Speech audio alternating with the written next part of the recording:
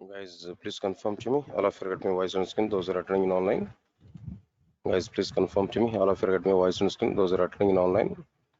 Am I audible? Guys, please check it. All of you got my voice on screen. Those are attending in online. Am I audible?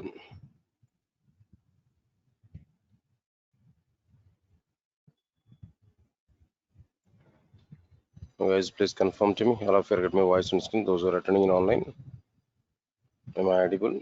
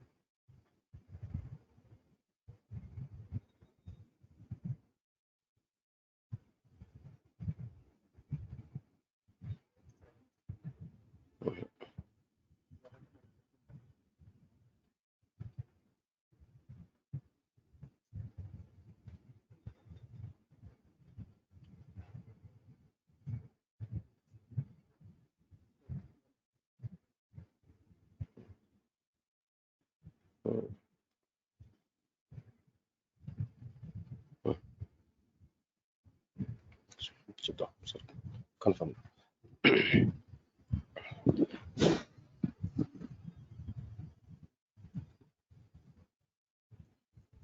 All right. Good afternoon, guys. Right, sir. And check it what we completed in the last session. I think in the last class we are discussing about the pointers. The topic here we are discussing there. Then how pointers are not available in Java. Then why pointers are required inside the C and the C++. These points here we understood clearly. All right. Now let us understand once again the pointers topic here. Pointer is a variable. It is able to store address locations of the data structures, where the data structures may be a normal variable or an array or a structure or another pointer variable. All right. In general, pointer variables are recognized and initialized by the compiler at the time of compilation. Understand it now. Why pointer variables are not required in Java? That's a question. Why pointer variables are not required in Java? Pointer variables required static memory allocation, but Java is following dynamic memory allocation. Pointer variables are supported by the static programming languages, but Java is a dynamic programming language. Pointer variables are very much suitable in the platform dependent programming languages, but Java is a platform independent programming language. Pointer variables are able to reduce security to the applications, but Java is a very good secure programming language. It must not reduce security for the data. It must increase security. It must provide security for the data. All right. Pointers is a confusion-oriented feature. It will increase confusion to the developers. But Java is a simple programming language. It must not provide confusion to the developers. It must not provide confusion to the developers. This is exactly the meaning of like what their pointers, how pointers are available in our C and C++ and why they are not available in Java. These are the reasons here we have to understand. Then immediately we are getting one more question here. What was that question here? In a C programming language, a variable is referring a block of memory So that variable is called a pointer variable. In the case of Java, when we create an object for a particular class, there also a variable is referring a block of memory. So that variable, in general, we have to call it as what there? A pointer. So how can we say that pointers are not available in Java? Why don't we call this variable is a pointer variable?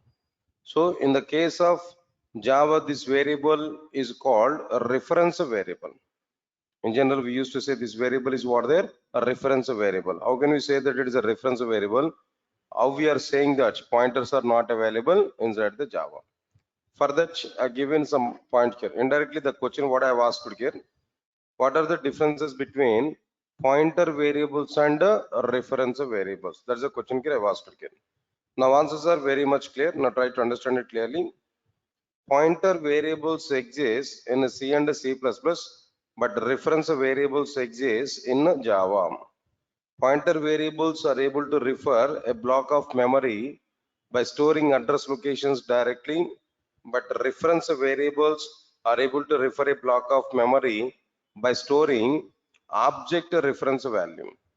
So where the object reference value is the hexadecimal form of the hash code, where hash code value is an unique identity for each and every object provided by the heap manager in the form of an integer value.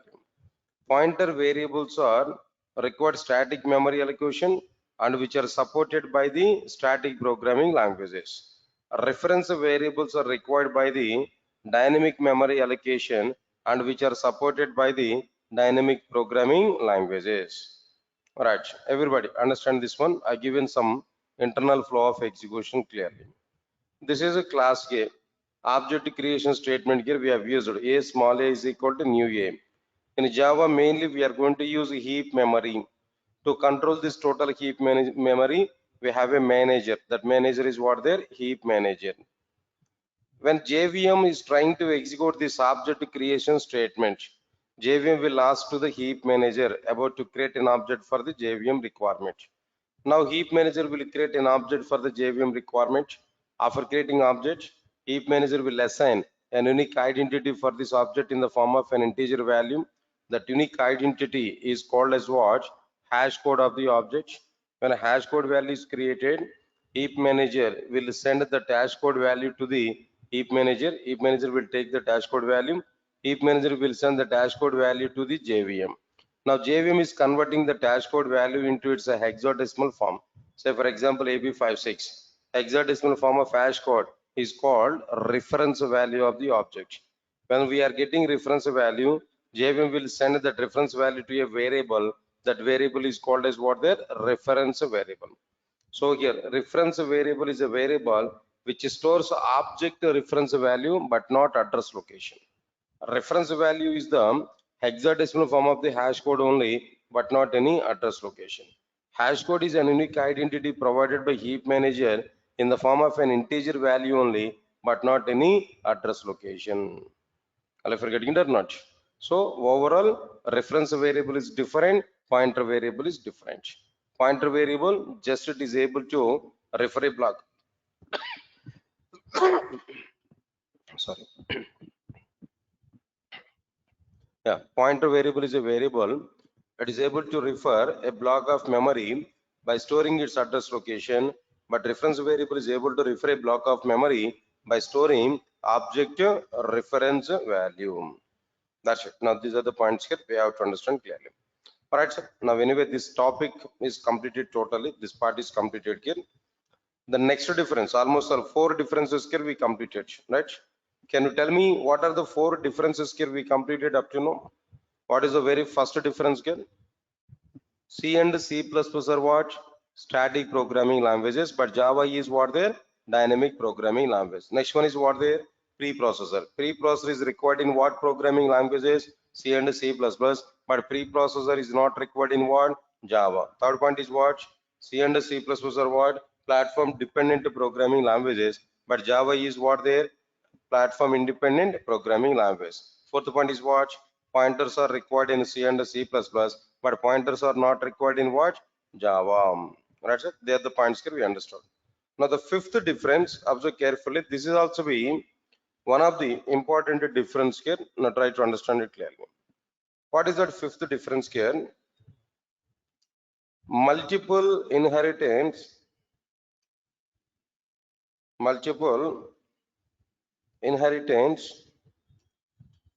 is not possible in Java. Multiple inheritance is not possible in Java. Everybody understand it clearly. Multiple inheritance is not possible in Java. All of you observe carefully. What is multiple inheritance? First of all, before going to understand whether it is possible or not possible in C++, Java, or Python, whatever it may be. But before that, we need to understand first of all whether this multiple inheritance is possible or not possible in Java. That we have to understand clearly. Observe carefully. Before going to understand this multiple inheritance, first we have to understand from where this multiple inheritance is coming. From where this multiple inheritance is coming, that we have to understand clearly. All right, anyway, I'll give some introductory part about this multiple inheritance and all these concepts here. Try to understand it clearly. First of all, tell me, Java is an object-oriented programming language or not? Yes, sir. Java is an object-oriented programming language or not? You have to give answer for it. Yes, Java is what there? An object-oriented programming language. Before that, now tell me, how can we say that Java is an object-oriented programming language? Or when a programming language is an object-oriented programming language? When a programming language is an object-oriented programming language, that we have to understand clearly. Right. Now, I'm giving clarity on this particular point here. Now try to observe carefully. Observe carefully. When a programming language, an object-oriented programming language, if you think about it, answer is very clear. If any programming language represents the data in the form of the objects, if any programming language represents the data in the form of the objects by following the object-oriented principles, object-oriented features, then that programming language is called an object-oriented programming language. Come again, what is the statement here I've given? Now tell me, if any programming language represents the data in the form of objects by following the object-oriented features, then that programming language is called an object-oriented programming language. Got it? What I'm telling to you clearly? All right, sir. Now, if any programming language represents the data in the form of objects by following what their object-oriented features. How many object-oriented features are available? What are the various object-oriented features here we are having? If we come for this point, answer is very clear. There are seven numbers of the object-oriented features. Seven numbers of the object-oriented features. What are these seven number of object-oriented features? No. First one is what? Class. Second one is what? Their object. Next one is encapsulation. Next one is what? Their abstraction. Then after that, inheritance. Fifth one is what? Their inheritance. Next one is polymorphism. Polymorphism. Next one is what? Their message passing. Most of the people are neglecting this message passing in object orientation, but rarely we can think of it. Still, it is available inside the object orientation. This is one of the object oriented feature, message passing. You'll understand better in the next upcoming concepts, but is one of the object oriented feature here we can understand. Let's move to the punch here. What are the various object oriented features? No, class, object, encapsulation, abstraction, inheritance, polymorphism. That message passing is an optional, but rarely we can think about it. But anyway, I given that one is also be in the list. Understand it clearly. All right. Out of all these object oriented features, I don't require all of them. Just directly I require only inheritance. Why? Because now today I need to talk about like what their multiple inheritance concepts.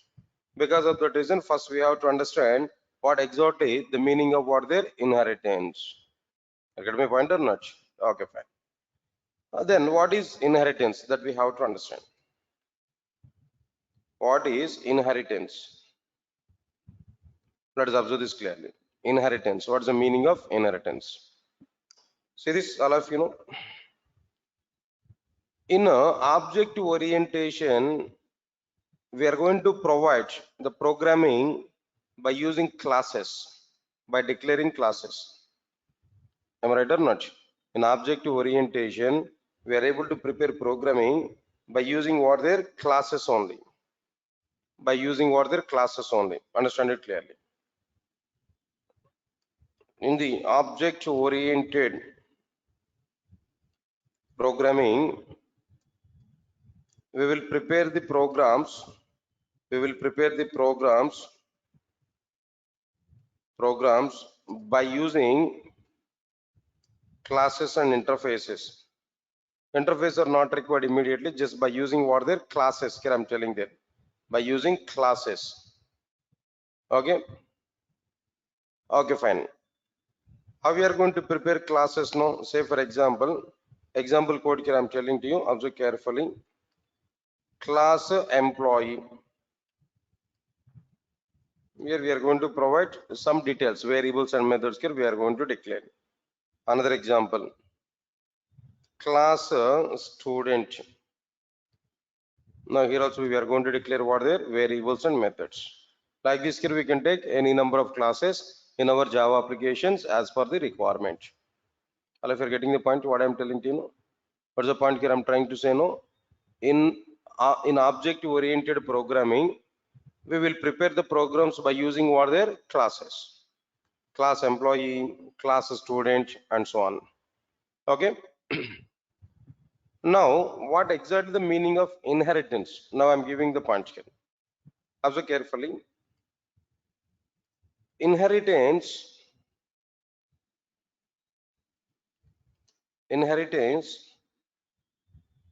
is the relation between classes. Inheritance is the relation between classes. Okay.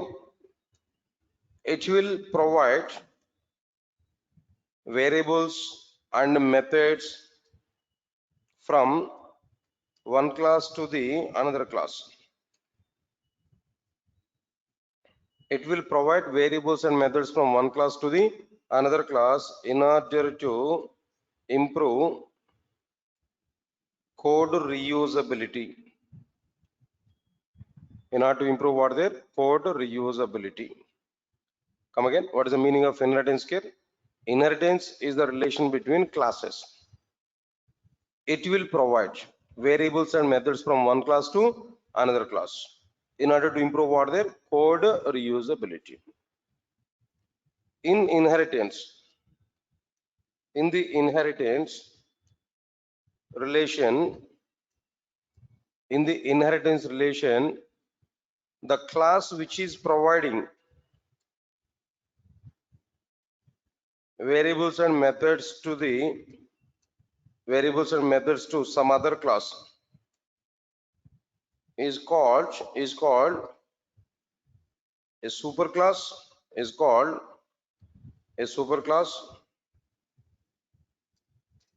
or a parent class,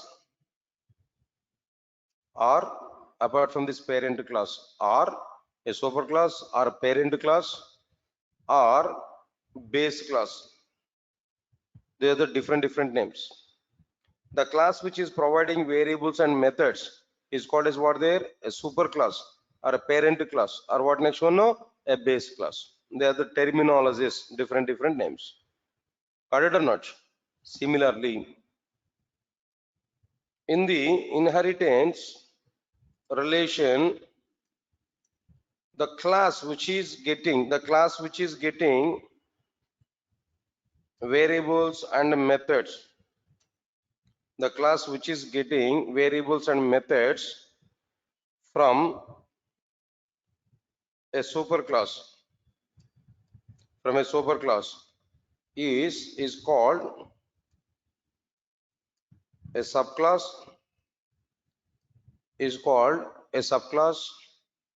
okay. Next one is a child class or a derived class. Different names are available. Here the official naming convention in Java is what? Superclass, subclass. Remaining names are coming from different programming languages. In C++, we used to say base class and derived class. Parent class and child class is our own terminology, not related to any programming language. But in Java, the terminology is what the superclass and the subclass. Okay, right, sir. In the inheritance relation, the class which is providing variables and methods to some other class is called as what there? That is called as superclass. In inheritance relation, the class which is getting variables and methods from a superclass is called as what there? A subclass. Got it or not? Okay, fine. This is a clear-cut analysis here. We can understand clearly.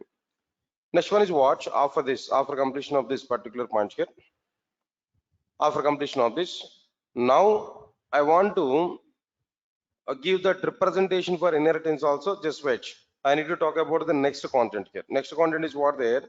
Types of inheritances. Types of inheritances. How many types of inheritances are available in general in object orientation? In the object orientation, initially there are two types of inheritances. There are two types of inheritances initially. In the object orientation, there are two types of inheritances. What are the two types of inheritances there? First one is what there?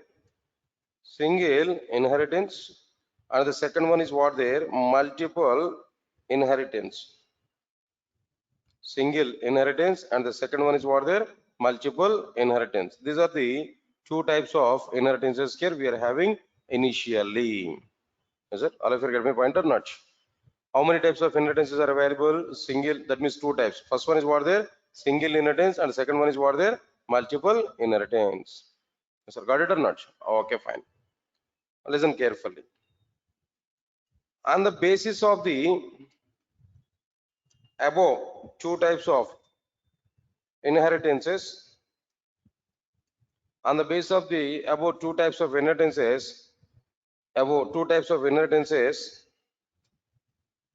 three more inheritances are defined.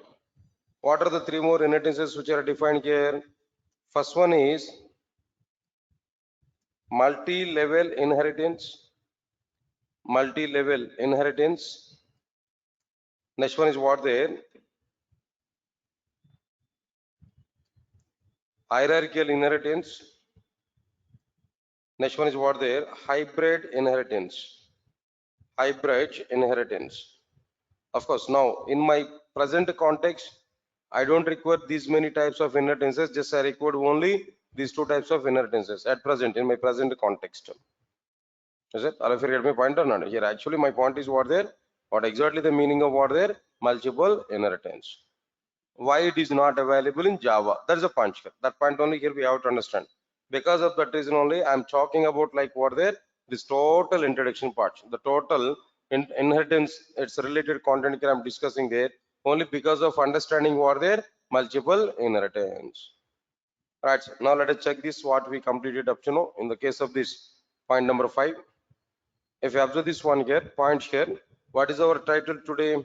Multiple inheritance is not possible in Java. Multiple inheritance is not possible in Java. That is our actual point. Got it or not? Okay, fine. Now the answer is what there. If any programming language represents the data in the form of the objects by following the object-oriented features, then that programming language is called an object-oriented programming language. Okay. How many number of object-oriented features are available here? There are 7 number of object-oriented features. What are the 7 number of object-oriented features? No, class, object, encapsulation, abstraction, inheritance, polymorphism, message passing. Inheritance. What is the meaning of inheritance? In object-oriented programming, we will prepare the programs by using classes. They are given how we are going to declare the classes. Class employee, class student. Like this here, we are able to prepare it. Then I'm giving a relation, that means inheritance definition. What is the meaning of inheritance actually? Inheritance is the relation between classes. It will provide variables and methods from one class to the another class in order to improve code reusability. In order to improve what their code reusability, we are going to provide, all right, what their inheritance relation between classes. All right, here inheritance is a relation between classes. It will provide variables and methods from one class to another class. Here the point is what? In the inheritance relation, the class which is providing variables and methods to some other class is called a superclass or a parent class or a base class. In the inheritance relation, the class which is getting variables and methods from a superclass is called a subclass or a child class or a derived class. In the object orientation, initially there are 2 types of inheritances. What are the 2 types of inheritances? No, single inheritance, multiple inheritance. On the basis of the above 2 types of inheritances, 3 more inheritances are defined. What are the 3 more inheritances here? No, multi-level inheritance, hierarchical inheritance, hybrid inheritance. This is total the types of inheritances and what exactly the meaning of like what their inheritance clearly. Now we are going to understand the first one is what there, single inheritance. All right, sir. What is the first one here? We have to understand now single inheritance. What you are going to understand about this single inheritance? Now try to understand it clearly. Observe carefully. It is a relation between classes. Tell me what is this? It is a relation between classes. Then what it will do? It will provide variables and methods from only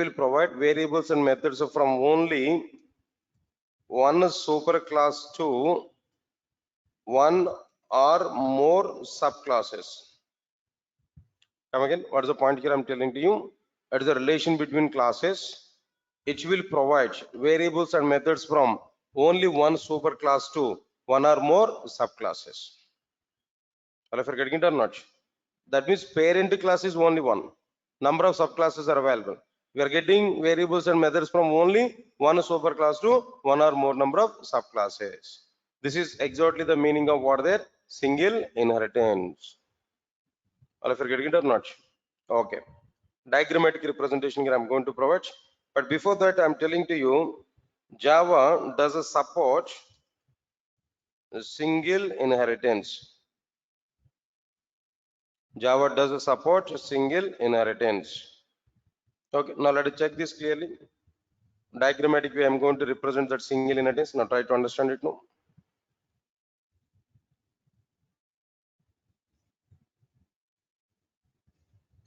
This is class A.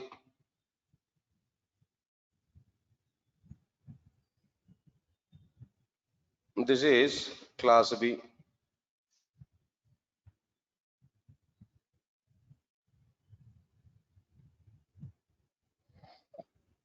Class A, and this is like what I'm telling to you, class B.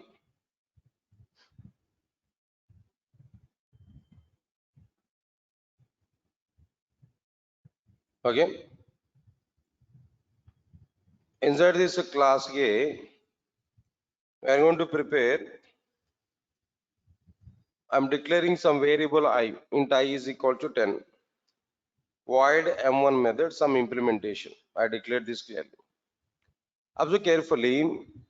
Inheritance is represented in the form of upwards arrow. Arrow header part is always pointing superclass. Arrow trailer part is representing what their subclass. Now what is superclass and what is subclass here in this case? No, A is superclass, but B is what their subclass. A is superclass, B is what their subclass. I declared variables and methods in the superclass, and inside the subclass I can reuse them. Without redeclaring them, I can use superclass members inside the subclass. Now I can use what there I is equal to I plus 10, and we can access like what there M1 method call. I is equal to I plus 10, then what next one here? M1 method call. These two things here we are able to provide. Is that clear? All of you are getting clarity on this?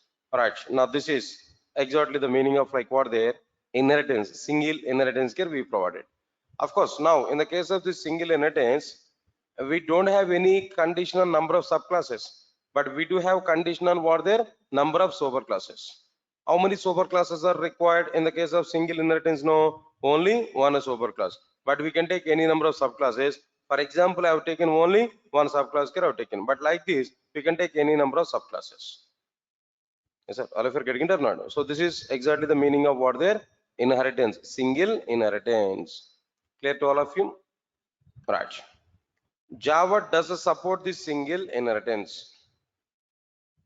Java does support single inheritance. Leave it.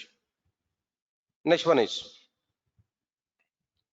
second one is multiple inheritance. What is the meaning of this multiple inheritance? Observe carefully. What is the meaning of this multiple inheritance? The same definition. It's a relation between classes. It's a relation between classes. What it will do? It will provide variables and methods from, it will provide variables and methods from more than one superclass to one or more subclasses. It is a relation between classes. It will provide variables and methods from more than one superclass to one or more subclasses. Clear? All of you are getting clarity or not?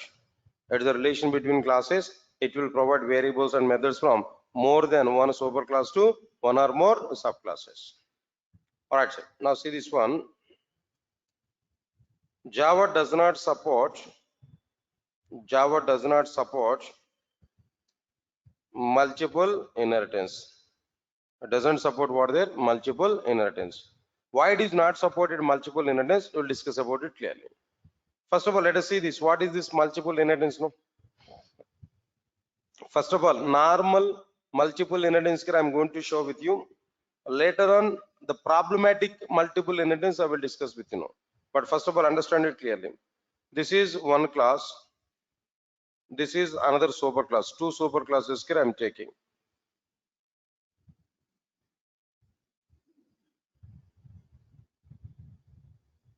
Observe carefully. Class A, class B,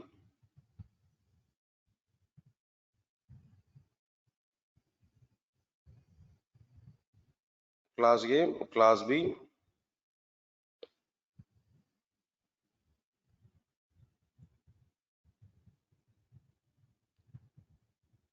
Now, between these two, I'm going to define inheritance relation. This is one inheritance relation. This is another one. This is like what there, another one. Now I'm going to provide the data. Observe carefully. Int I is equal to 10. Void M1 method. Some implementation like this here we have taken. Right. This is one thing. 1 minute. Int I is equal to 10. Void M1 method. Something here we provided. This is like what there? Class K. Similarly, I am going to take class B. Into J is equal to 20. Void M2 method. Some implementation and close this. The other two things. Class A and what next one here? Class B. All of you observe carefully. After this, next one is like what I am telling to you. This is class C. Of course, in the case of Java, inheritance is represented in the form of a special keyword, that is extends keyword. In Java, inheritance is applied through what there? Extends keyword. Now here also we are having what there? Extends keyword is available. Class C. All of you observe carefully. Inside this class C is a child class for class A and class B. So it is able to access members from both the class A and class B. It is able to access members from what there? Class A and class B. All of you are getting it or not? Okay, fine. I can use I is equal to I plus 10 semicolon. J is equal to J plus 10 semicolon. Similarly, I can access M1 method and I can access M2 method. Both the methods here we can access. Up to this, we are not getting any problem. Up to this, we are not having any problem. It's successful. This is like what I'm telling to you, inheritance, multiple inheritance. After that, it's okay, no issues for it. But understand the next case here. Observe carefully, understand the next case. Of course, even though it is not giving any problem, but still multiple inheritance is not available in Java because of the third case, what I'm going to be explaining. Even though it is not giving any problem to us, even though it is not giving any issue with us in our programming, but still it is not supported because of the third case. The third case here I'm going to talk with you, now try to understand it clearly. Now this is as usual one superclass. This is like what there? Another superclass. This is like what I'm telling to you, another subclass. Subclass here we have taken. Now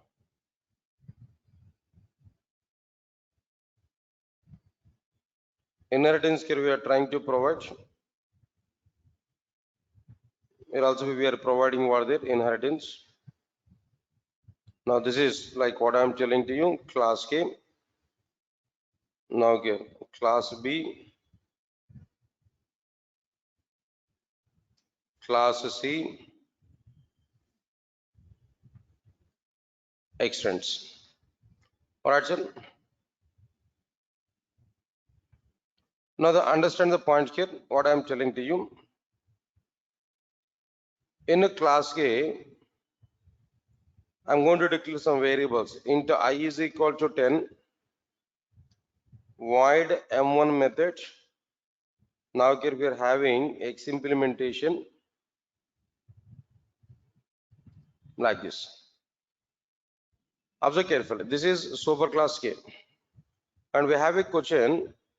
Superclass provides variables and methods, but why arrow marks are bottom to top? That's a question here.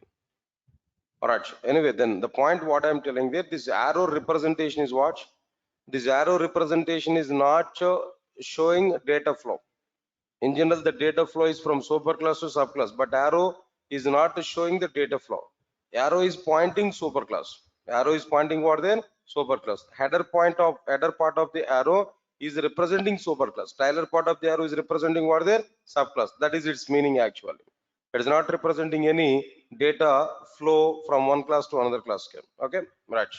It is a standard representation for inheritance. Always header part of the arrow must represent what? Superclass. Trailer part of the arrow must represent what there? Subclass. Okay, now let's move to the punch here. Observe carefully, class A is okay, class B. Now inside this class B, what I am telling to you, Observe carefully. In the previous example, what I have done, into I is equal to 10, then what I have taken in class B, into j is equal to 20. But this time what I am telling there, into I is equal to 20, I am going to take. In both the super classes, same variable with different value. In both the super classes, variable is same, but different values can be provided. Right. Next one is what? In class B, we provided void M1 method. In class B, we provided what there? Void M1 method. There we are getting like what there? Y implementation. There we are getting what implementation there? Y implementation here we are getting.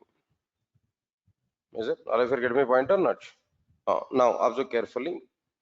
Int I is equal to 10 semicolon void M1 method X implementation. Int I is equal to 20 void M1 method Y implementation. Like this here we are getting all the data clearly. All of you are getting it what I am telling to you? Okay, fine. Now listen carefully. All of you understand it now. Inside this class C, here I am trying to use class C. Inside this class C, what I am providing there, inside this class C, all of you observe carefully. In a class C, when I access I is equal to I plus 10, and when I access M1 method, from which is superclass I variable value is coming, from which is superclass M1 method implementation is coming, is my question now. Class C is the child class for class A and class B.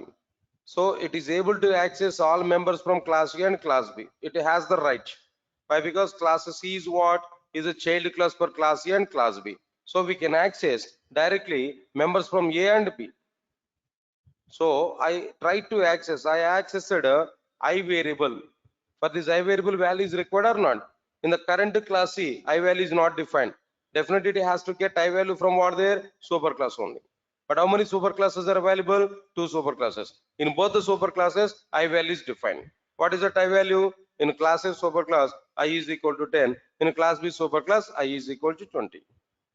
For example, if you think about it, I value is coming from class A superclass. It is what there? I is equal to 10. I is equal to I plus 10. I is equal to 10 plus 10, where I value is 20. Is it 20? If we think I value is coming from class B superclass, where in class B superclass I value is 20, I is equal to I plus 10, I is equal to I plus 10 in the sense I is equal to 20 plus 10, the 30 is a value. Is it 30? Next point. When we access M1 method, first JVM will search for M1 method in the current class C. If it is not available, then it has to get that M1 method from this superclass. What are the superclass? No, class A and class B. Now observe carefully. In class A, M1 method is available. If you think M1 method is coming from class A superclass, then where we are having what implementation? X implementation. Is it X implementation? If you think M1 method is coming from class B superclass, where for M1 method Y implementation is available, then is it Y implementation? Now here, from which is superclass that I variable value is coming? From which is superclass that M1 method is coming implementation? What we are going to understand, as we have I variable in both the superclasses, as we have M1 method in both the superclasses, when we access the I variable and M1 method in the subclass, then there is a confusion. There is a confusion state for us to understand from which is superclass the I variable value is coming, from which is superclass that M1 method implementation is coming. There is a confusion for us. Yes, sir. All of you are getting that confusion or not? Now here in this case we are getting what there? A confusion here we are getting. It's an ambiguity situation. From which superclass we are getting I variable value and M1 method implementation is an ambiguity situation. Why? Because for I variable and M1 method, two possibilities are available. One is from superclass A, another one is from what there? Superclass B. So it's a confusion from which superclass we are getting I variable value and M1 method implementation. Is that all of you are following or not? All of you are getting my question here? Clear? But some people are sleeping, sir. Daily this is a class, a separate class for me. 2 to 3 minutes of time, 5 minutes of time I am talking with you regarding the sleeping state only. Otherwise, tomorrow onwards I'll bring some chocolates for you. Yes, sir. Yeah, fine. So understood the point here. Now, what is the confusion here we are getting there? Now tell me. What exactly the confusion here we are getting there? When we access I variable in the subclass, from which superclass the type value is coming. When we access M1 method, from which superclass that M1 method implementation is coming is a confusion. Right or not? So because of this confusion state, what Java has decided, Java has not provided any handling mechanism for this confusion. Java has not provided any solution for this confusion state. No, simply what Java has done, simply Java has avoided that the inheritance, that means multiple inheritance feature from Java programming. Java thought of it. It's a problematic thing for us in the future also. So it is not suggestible to maintain this multiple inheritance feature inside the Java programming. It may cause some problems in our programming. So because of that reason, Java thought of it. Java has removed the total multiple inheritance feature from Java programming now. The total multiple inheritance feature was removed from Java programming. Because of this confusion only, the total multiple inheritance was removed, even though no confusion is available with the second case, but still it is also be avoided. It is also be removed from Java programming, as we remove totally multiple inheritance from Java applications.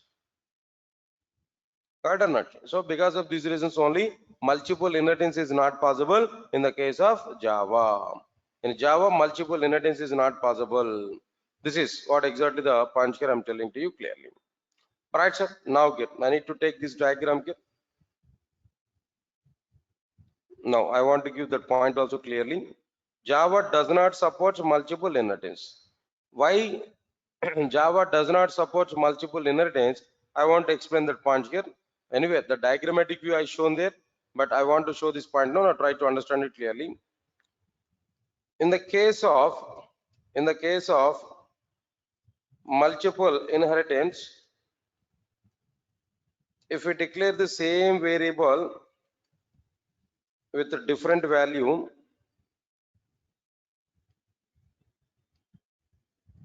in a different value, and the same method with a different implementation in more than one superclass, and if we access that variable and a method in the more than one superclass, and if we access that variable and method in the more than one superclass, sorry, if we access that variable and method in the respective subclass,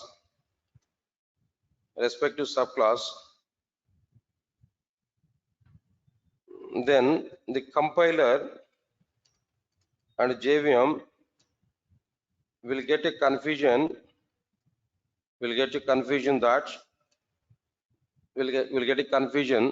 that the variable and the method are coming from which is superclass.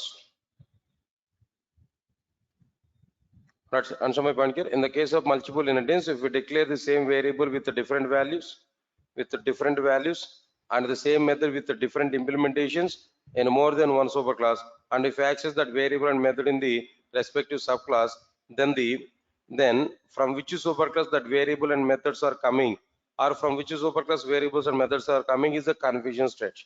Or else maybe then the compiler and JVM will get a confusion that the variable and methods are coming from which superclass. Get my point or not? Right. So to resolve is a confusion, of course. Then what I'm telling is JVM will get the confusion that the variable and methods are coming from which is superclass. So again, the conclusion is what there. So multiple inheritance is a confusion oriented feature. Confusion oriented feature. But Java is a simple programming language. Java is a simple programming language. It must not allow the confusion oriented features, so that Java does not allow multiple inheritance feature in its programming. Java does not allow multiple inheritance feature in its programming. Please read out this statement here, what I have given there. Total points here. Now try to understand the point what I have given. There I am giving the clear-cut analysis. In the case of multiple inheritance, if we declare a variable with a different values and if we declare same method with a different implementations in more than one superclass, and if we access that variable and method in the respective subclass, then the compiler and JVM will get a confusion that the variable and method are coming from which superclass. From which superclass that variable and methods are coming. They are available, they are coming, they are inherited from which superclass. That's a confusion there. Okay, so here what's the point here? So multiple inheritance is a confusion oriented feature, but Java is a simple programming language. It must not allow the confusion oriented feature, so that Java does not allow what there multiple inheritance in its programming.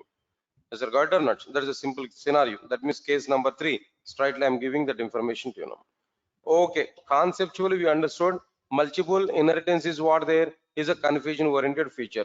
So it is not possible in the case of what there Java programming language, since Java programming language is a simple programming language. We understood that. But how practically Java has avoided multiple inheritance? What it has given practical approach to remove multiple inheritance from Java applications? What it has done through programmatic way? Right, I'll explain to you clearly.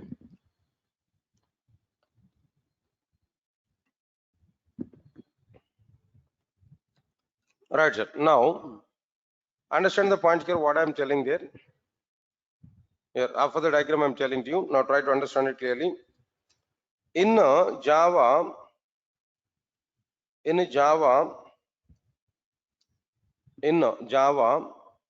to remove or to avoid in Java extends keyword. I said you already, to represent inheritance, Java has provided a special keyword. What is that keyword here? No, extends keyword. In Java, extends keyword was defined in such a way that to allow only one superclass name, not to allow more than one superclass name in the class syntax. Is it? Now understand it clearly. In Java, to avoid multiple inheritance, extends keyword was defined in such a way that to allow only one superclass name, not to allow more than one superclass name in the class syntax. With this particular view, multiple inheritance was avoided in Java programming through this inheritance, through this extends keyword. Extends keyword was defined in such a way that to allow only one superclass name, not to allow more than one superclass name. No.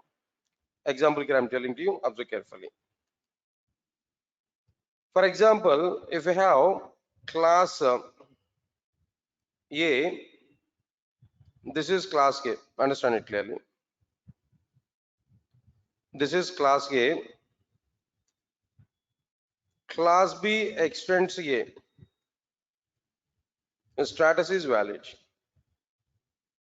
Status is what there? Valid. Example, class A, class B, class C extends A comma B like this. Now the status is like what there? Invalid. Now the status is like what there? Invalid.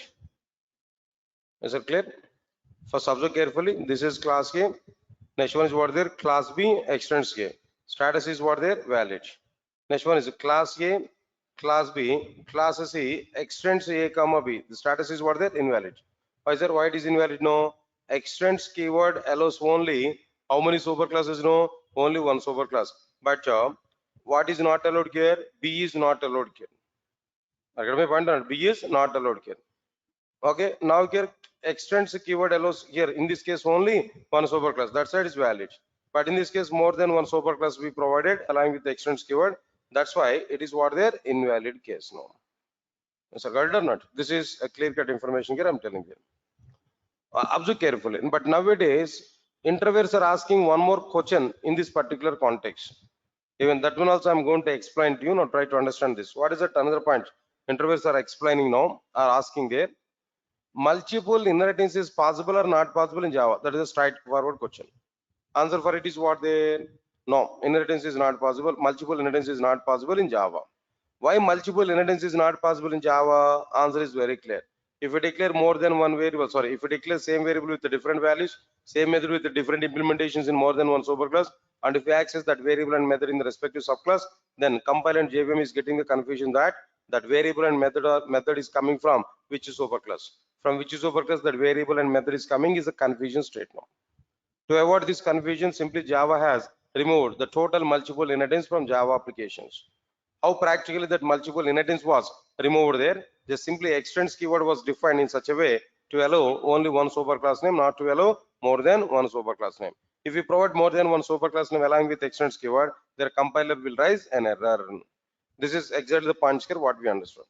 But here, what interviewers are asking there is that the same multiple inheritance is possible or not in Python. They are not asking about C++ actually. People are not asking about C++. That interviewers are asking about what there in Python. Is that multiple inheritance is possible or not? Answer is what? Yes, it is possible. Yes, it is possible. Multiple inheritance is possible in the case of what there Python. But how Python is handling this situation? Java has not handled this situation effectively. Just simply Java has removed that situation. But how Python is handling that situation in its programming? There, for your knowledge purpose only, I'm going to give that information to you, but not to take anything serious about it. Just for your knowledge purpose, I'm giving there. Now try to understand it clearly.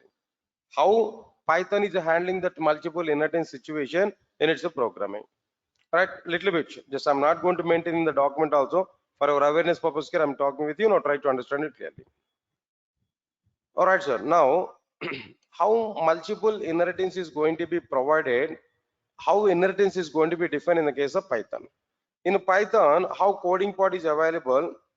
Class we are going to represent with the class keyword, class name, no curly braces in the case of Python, colon, tab space. The tab space is representing was there, that elements are coming under inside the class. There we are going to declare I is equal to 10. There we are going to declare void m1 method. Of course, here we are having what there, some X implementation. This is class A. Now tell me, inside the class A, what you are having there? Of course, now even that M1 method is also not required. Just leave this one. Just we declared only I variable. For this, I'm going to discuss with you clearly. That's sufficient. Class A, I declared what variable here? I variable. Got it? What I'm telling to you. Next one is what? Class B, for example. Now, if you want to make this class B is a child class for class A, simply we are going to use parenthesis. There we are going to use A. So what is the meaning of it? Class B parenthesis A. What is the meaning of it? No. B is a child class for class A. B is a child class for class A. Automatically I is equal to I plus 10 we can access. Of course, in the case of Python, semicolon is also not mandatory. Optional, but of course we can use it, no problem. Alright, sir. Now this is like what their normal inheritance. Okay, fine. Leave this one.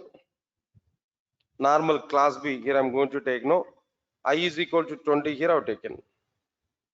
Class A and class B are two different classes. In a class A, I value is 10. In a class B, I value 20. Clear?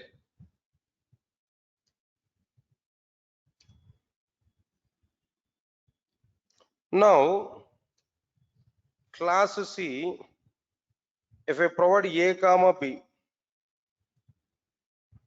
I is equal to I plus 10, that I have used it. In the case of Python, we are not getting any compilation error. We are not going to get any error or exception. But how it is able to resolve the situation? No.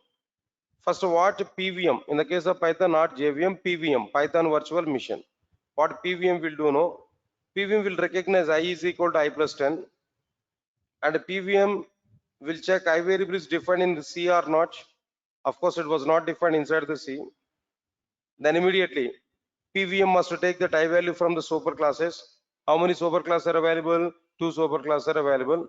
First, PVM will search for I variable in the first superclass in the order in which we provide it. PVM will search for I variable in the first superclass.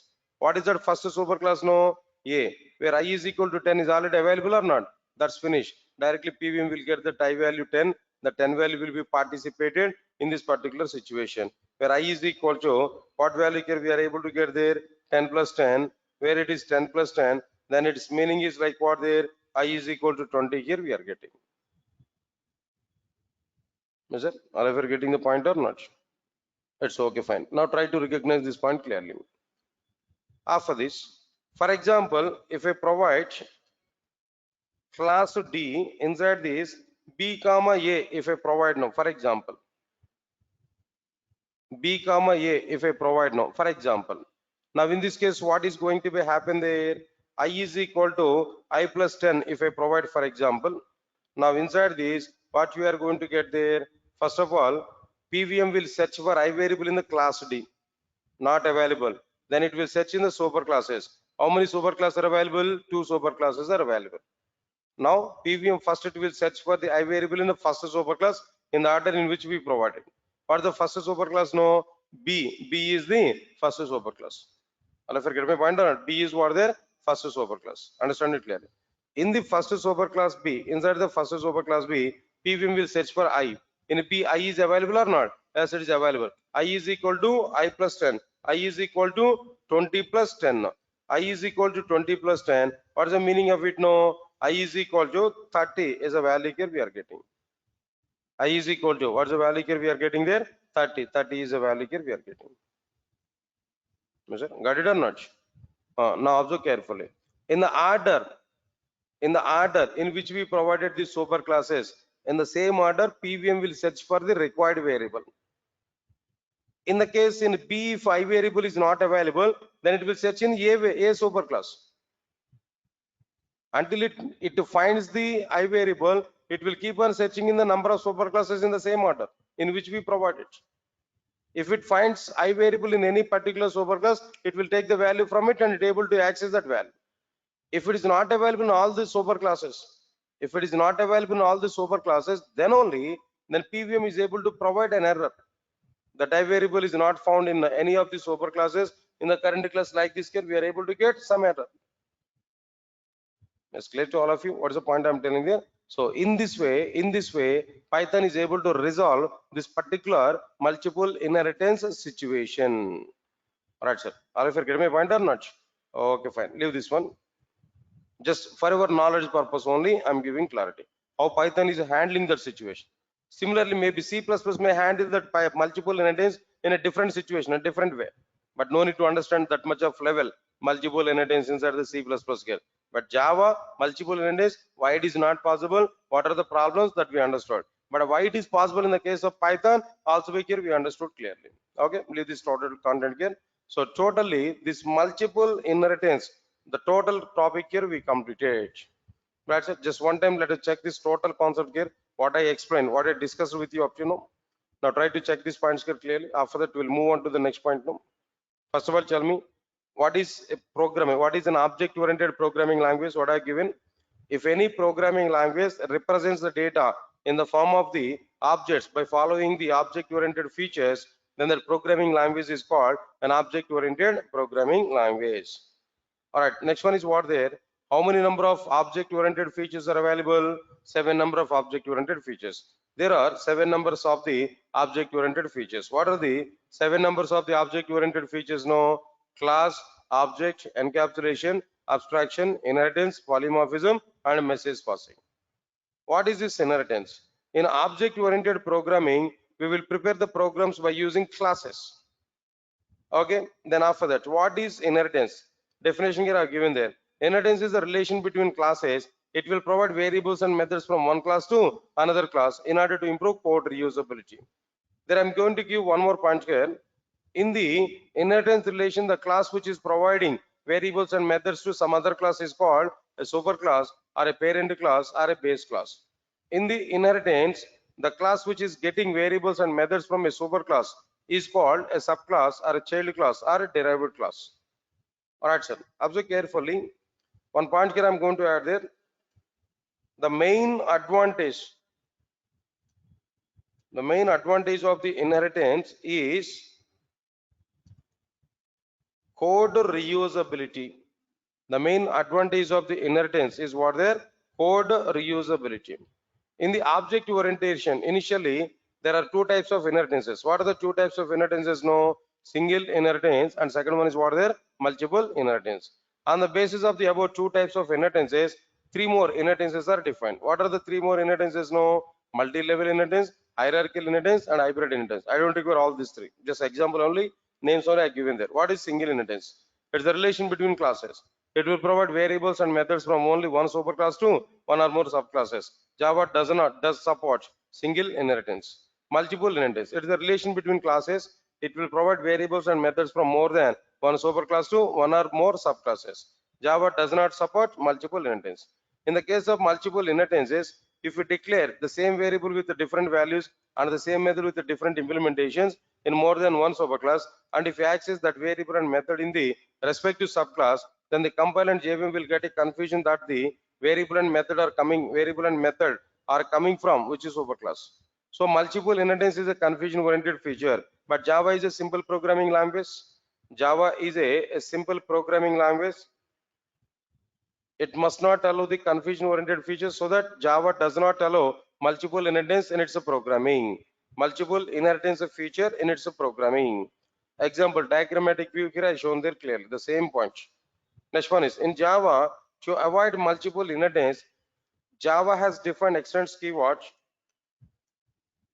Java has defined extends keyword. Java has defined extends keyword. Okay, here the extends keyword was defined in such a way that to allow only one superclass name, not to allow more than one superclass name in the class syntax. Through this particular view, we are able to remove like what there multiple inheritance. Example here given there: class A, class B extends A valid. Class A, class B, class A extends A comma B, then it is invalid clearly. Why? Because extends keyword does not allow more than one superclass, but here we provided more than one superclass. Yes, sir. All of you are getting it or not? Okay, fine. Leave this point here. This is exactly the fifth point here, what we are getting clearly. Right, sir. Leave this point now. Next one is the sixth difference here we can identify. All of you observe carefully the sixth difference now. Destructors are required in a C++, but destructors are not required in Java. Destructors are required in C++, but destructors are not required in Java. Now let's understand it. What is the meaning of destructor? Why it is required in C++ and why it is not required in the case of Java? That we are going to understand clearly. Right. First of all, understand the points now clearly. Observe carefully. What is construct? What is destructor? First of all. All right. Before that, now tell me. First of all, now tell me. Listen. All of you listen carefully. Java is an object-oriented programming language or not? Java is an object-oriented programming language or not? Yes, Java is an object-oriented programming language. How, sir? How can we say that Java is an object-oriented programming language? How can we say that Java is an object-oriented programming language? The reason is what there? Java is able to represent the data in the form of objects by following the object-oriented features. So the point is what? In the object-oriented programming languages, in the object-oriented programming languages, in the object-oriented programming languages, it's a convention to represent the data in the form of objects. In the object-oriented programming languages, it's a convention to represent the data in the form of what their objects. So first of all, understand it. In object-oriented programming languages, if you want to represent the data in the form of objects, first we have to create an object or not. If you want to store data in the form of objects, first we have to create object or not. After creating object, we have to keep data inside the object or not.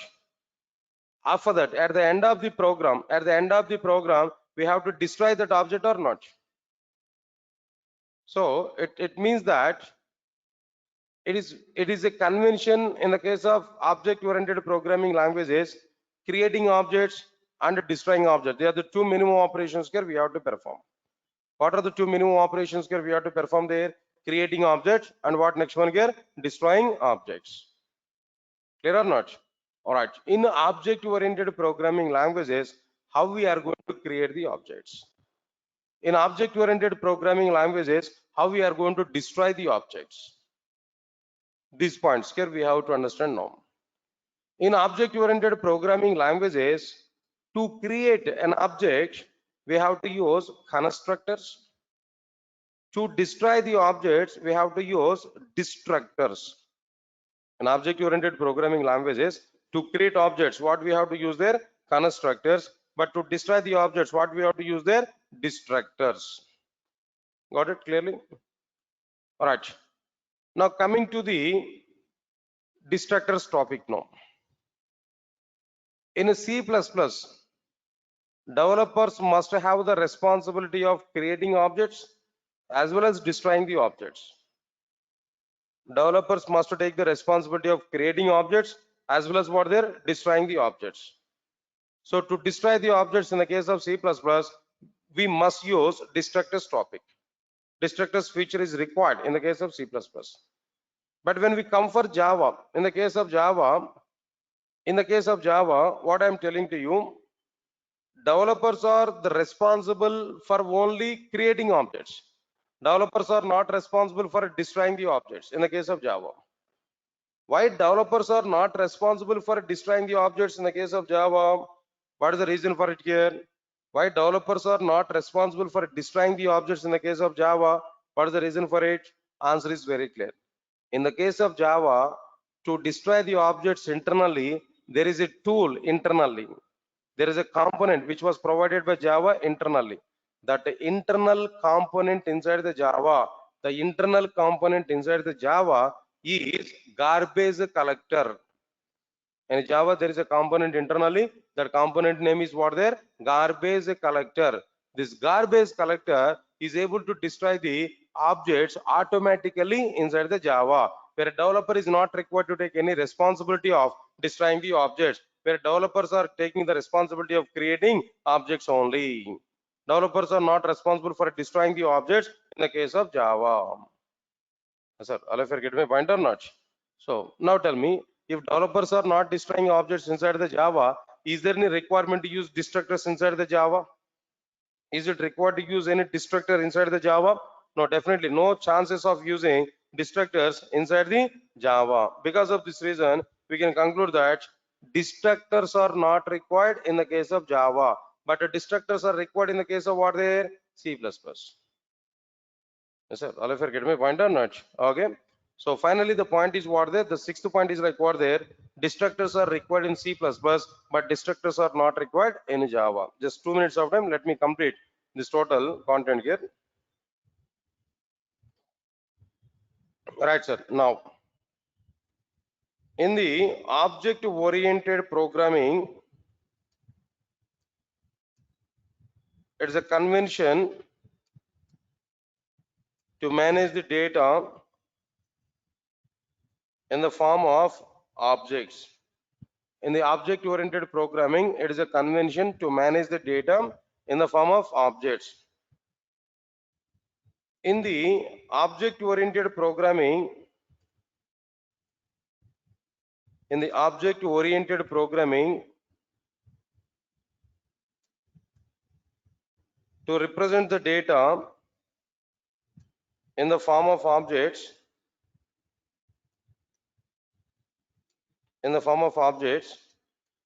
first we have to create objects. And at the end of the program,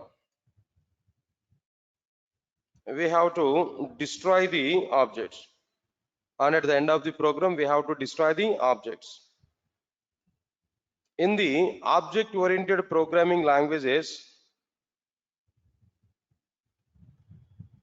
in the object-oriented programming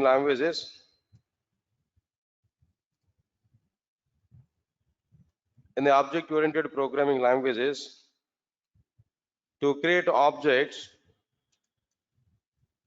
we will use constructors, and to destroy objects, we will use destructors. In object-oriented programming languages, to create objects, we will use what their constructors, and to destroy objects, we will use what their destructors. Clear to all of you? Okay, fine. Next one is after that. In the case of C++, developers are responsible for creating objects and destroying objects. So developers must use the destructors feature explicitly. So C++ requires destructors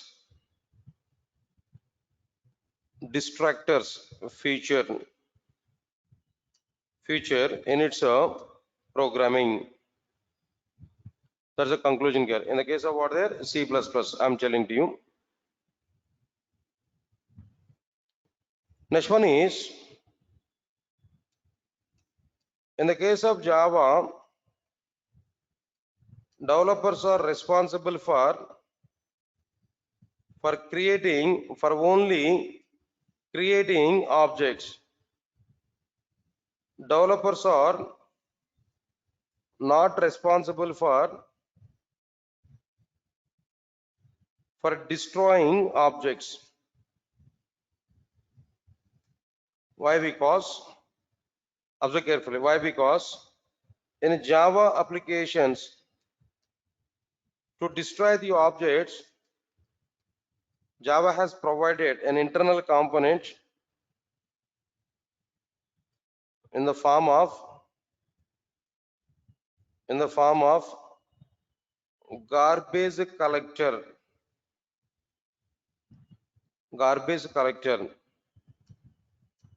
So destructors are not required in Java to destroy the object. That's it.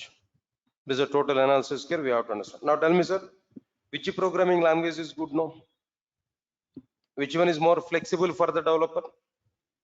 Work is reduced in the case of Java or not for the developer? In the case of C++, developers have to do more work or not? In the case of Java, developers are not going to destroy the objects. Some part of the work is reduced or not? That's why Java is getting very good demand in outside when compared with the other programming languages. Right, sir? Now these are the 2 points we have to understand. We completed up to now. Right, sir. 7th, 8th, 9th. 3 more points are remaining. Small points only. One class is sufficient to complete that content here. Okay. So tomorrow I'm not going to take class for you. On a day after tomorrow. Tomorrow is a Sunday, right? Just take it as a gap now. In the very startup mode, in the next 2 to 3 Sundays, no classes there. After that, I may plan for the classes even on Sundays also. Okay. All right, sure. Directly, next class is going to be happen on Monday. On Monday, I'm going to continue the 7th and 8th 9 points here. After that, I will start what there Java features topic. Okay. So no need to attend for the class on tomorrow. No class is there. On Monday, directly we are going to attend for the content. Okay. Yeah. Thank you, sir. Thanks a lot. So we'll meet on Monday again. Thank you. Yes, sir. And where can I find the running notes which you are writing? Yeah, guys, then I think already I given that link details to you. 1 minute.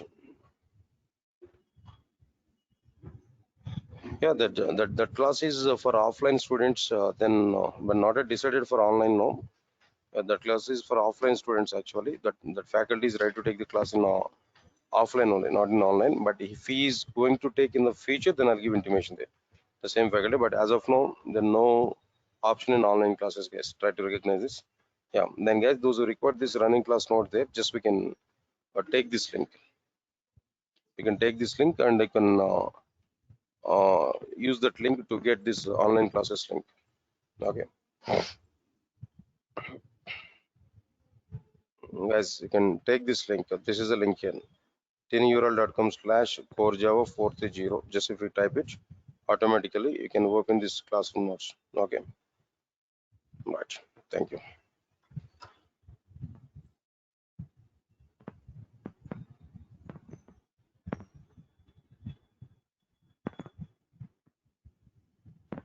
Right. Thank you. Thanks a lot, guys.